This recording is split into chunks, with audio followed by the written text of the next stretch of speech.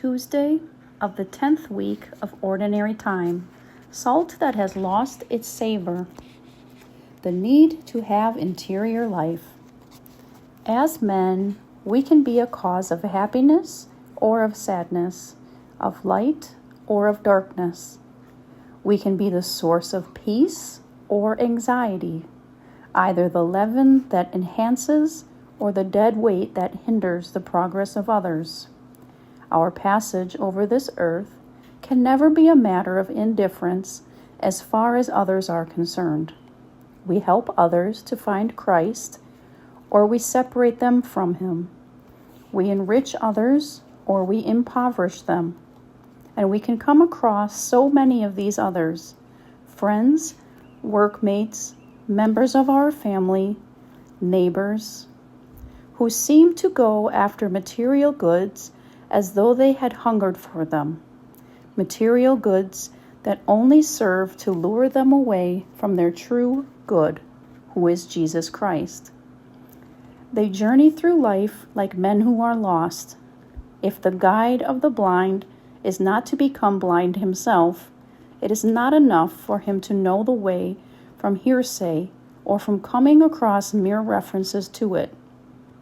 If we were to help the people around us, it is not enough for us to have a vague and superficial knowledge of the way. We need to walk along it ourselves and to have first-hand knowledge of the obstacles that lie in our path and have to be surmounted.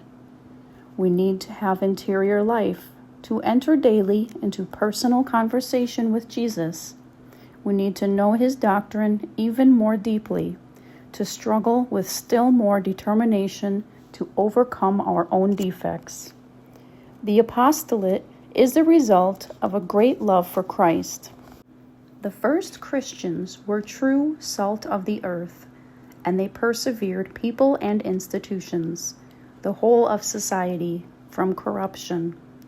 What can it be that has happened in so many nations? Why is it that Christians should now be giving the sad impression that they are unable to slow down and halt the wave of corruption that is bursting in on the family, on schools, and on institutions? The faith is still the same, and Christ lives among us now just as He did previously. His power is still infinite, divine.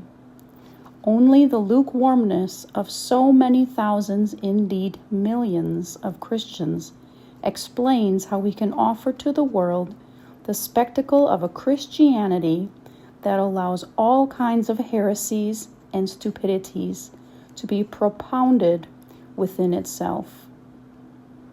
Lukewarmness destroys the strength and endurance of the faith and is the soulmate in both a personal and collective way of compromise and of a spirit of comfort.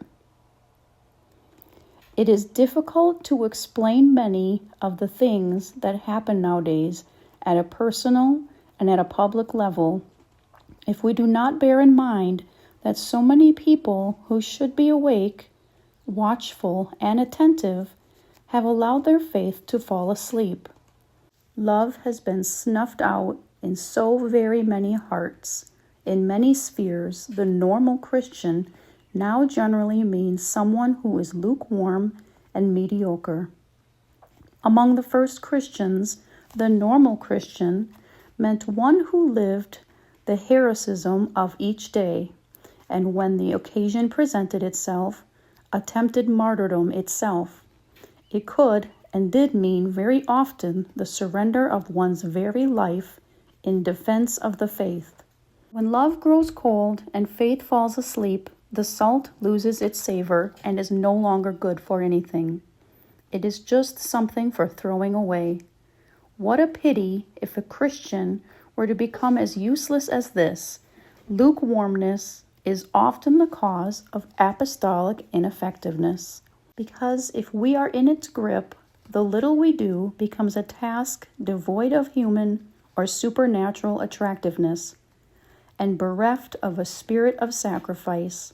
Faith that appears moribund and radiates little love is unable to win anyone over or find the right words with which to attract others to a deep and intimate relationship with Christ.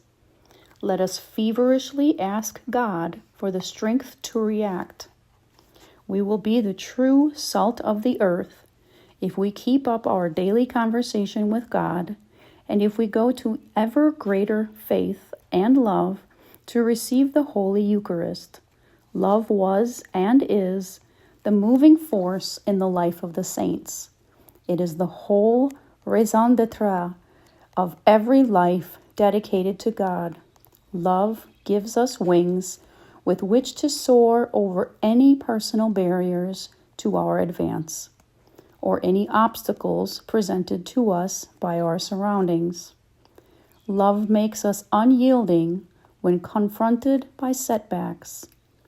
Lukewarmness gives up at the slightest difficulty.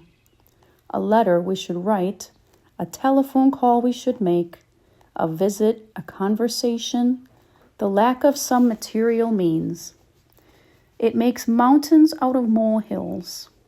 Love for God, on the other hand, makes a molehill out of a mountain. It transforms the soul, gives it new lights, and opens up new horizons of it. It makes the soul capable of achieving its highest desires and gives it capacities it had never as much as dreamed of possessing. Love does not make a fuss about the effort involved and fills the soul with happiness as it surveys the results of its efforts. As we finish our meditation, let us turn with confidence to the Blessed Virgin, the perfect model of loving correspondence with the Christian vocation. Let us ask her to remove effectively from our soul any shadow of lukewarmness. Let us ask our guardian angel also to make us diligent in God's service.